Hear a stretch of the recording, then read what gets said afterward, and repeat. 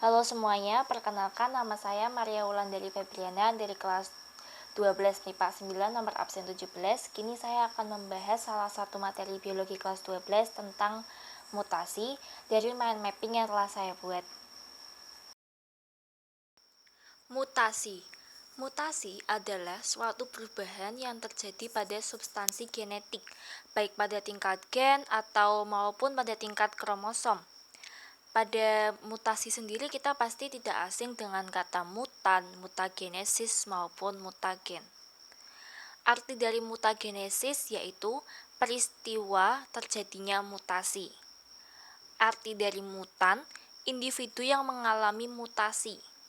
Dan arti dari mutagen adalah faktor-faktor yang menyebabkan mutasi. Selanjutnya kita akan membahas tentang tingkatan pada mutasi. Dibagi dua, yaitu mutasi gen dan mutasi kromosom. Mutasi gen ini biasa disebut dengan mutasi titik, yang berarti mutasi yang terjadi karena adanya perubahan pada sepasang basa DNA. Dan perubahan ini terjadi pada segmen DNA yang mengode protein tertentu. Mutasi gen dibedakan menjadi dua mekanisme, yaitu mekanisme substitusi dan mekanisme penyisipan atau pengurangan. Mekanisme substitusi itu merupakan mekanisme yang melibatkan pergantian pasangan basa nitrogen pada suatu rantai polinukleotida. Dibagi menjadi dua, yaitu transversi dan transisi. Transversi merupakan pergantian basa nitrogen yang tidak sejenis, jadi dari purin menjadi primidin. Primidin berubah menjadi purin. Seperti contoh, basa nitrogen A berubah menjadi basa nitrogen T ataupun menjadi C. Yang kedua adalah transisi. Transisi merupakan pergantian basa nitrogen yang sejenis. Purin menjadi purin, primidin menjadi primidin. Contohnya, basa nitrogen A berubah menjadi basa nitrogen G. Selanjutnya, dari mutasi substitusi ini ada beberapa efek, yaitu yang pertama adalah silent mutation yang artinya diam. Ini merupakan perubahan pada kodon, namun ketika ditranslatekan menjadi asam aminonya tidak berubah seperti awalnya, jadi tidak begitu merubah protein ataupun sifat yang terjadi. Lalu yang kedua adalah missense mutation, yang berarti salah arti. Jadi kodonnya berubah, asam aminonya juga akan berubah. Dan yang ketiga adalah no sense mutation, yang artinya tak bermakna. Jadi no sense ini terjadi ketika perubahan pada kodon dan perubahan ini menjadi stop kodon. Jadi jika udah stop kodon, berikutnya tidak akan mentranslatekan beberapa protein lagi karena sudah menjadi stop kodon. Jadi makanya disebut tak bermakna. Berikutnya adalah mekanisme penyisipan atau pengurangan. Mekanisme ini melibatkan adanya penambahan ataupun pengurangan basa. Dibagi menjadi dua, yaitu insersi dan delesi. Insersi itu jika terjadi penambahan dan delesi jika terjadi pengurangan pada basa nitrogen. Berikutnya mutasi kromosom yang juga dibagi menjadi dua, yaitu perubahan jumlah kromosom dan perubahan struktur. Perubahan jumlah ini dibagi menjadi dua, ada aneuploidi dan euploidi. Aneuploidi ini merujuk kepada organisme yang mengalami penambahan atau pengurangan satu atau lebih kromosom pada genomnya. Kegagalan dan ketidakseimbangan segregasi kromosom dalam proses meiosis adalah faktor utama penyebab mutasi ini. Beberapa contoh kelainannya yang telah saya terangkan di mind map yaitu sindrom Down, trisomi kromosom 21, lalu sindrom Edward itu merupakan trisomi kromosom 18, sindrom Patau disebut juga trisomi kromosom 13, sindrom triple X ketika memiliki 47 kromosom dan XXX itu kromosom seksnya. Lalu sindrom Klinefelter juga memiliki 47 kromosom dan kromosom seksnya adalah XXY.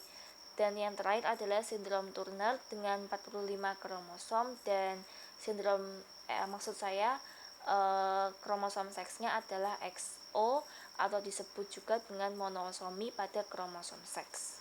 Bentuk-bentuk dari aneuploidi yang pertama adalah monosomi dengan rumus 2n-1 karena organisme yang mengalami kekurangan satu kromosom.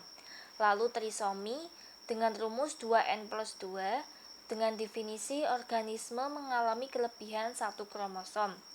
Yang ketiga, tetrasomi dengan rumus 2n+2 karena organisme mengalami kelebihan 2 kromosom.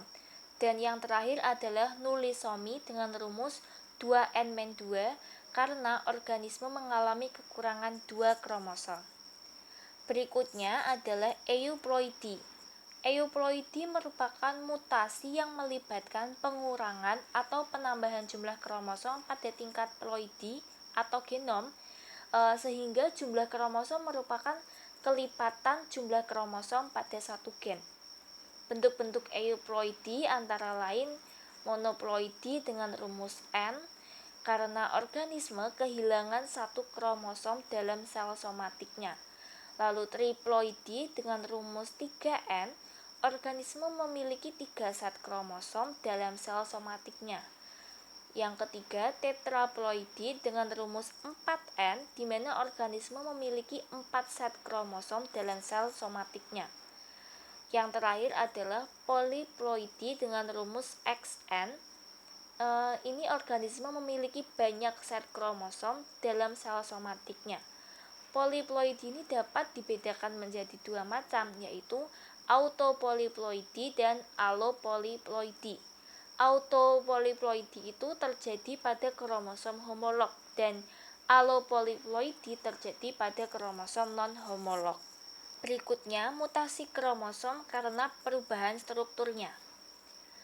Mutasi ini disebabkan karena perubahan struktur kromosom akibat delesi, inversi, duplikasi, translokasi, dan katenasi. Delesi kromosom merupakan peristiwa pengurangan suatu kromosom akibat pindahnya sebagian kromosom menuju kromosom lain karena adanya patahan kromosom.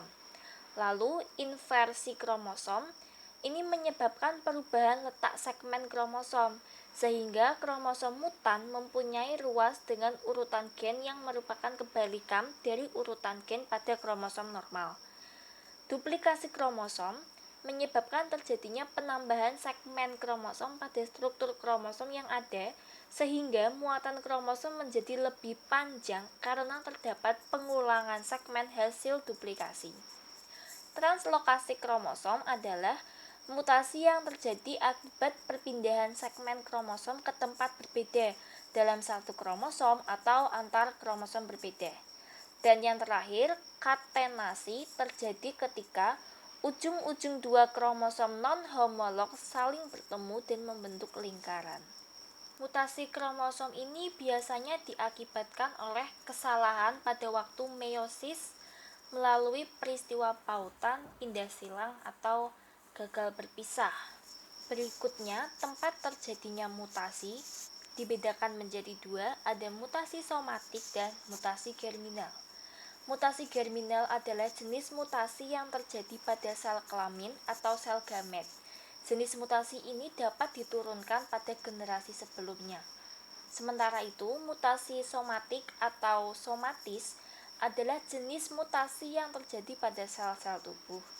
Jenis mutasi ini tidak diturunkan kepada generasi berikutnya. Sifat genetik pada mutasi ada mutasi dominan dan mutasi resesif. Biasanya, bila mutasi tersebut menghasilkan sifat dominan, akan terekspresi pada keturunannya. Bila resesif, maka ekspresinya akan tersembunyi. Yang terakhir adalah faktor yang menyebabkan terjadinya mutasi. Ada faktor alami atau dari internal dan faktor eksternal atau buatan.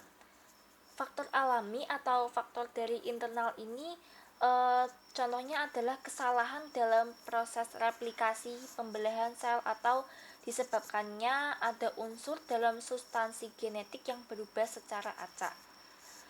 Untuk faktor buatan atau secara eksternal itu ada tiga, ada bahan fisik, bahan kimia, dan bahan biologis.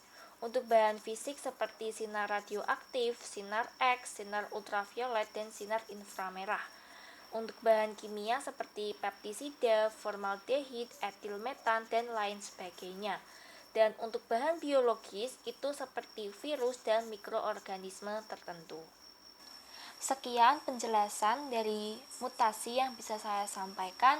Semoga dapat bermanfaat. Bila ada kesalahan dan kekurangan, saya mohon maaf. Terima kasih.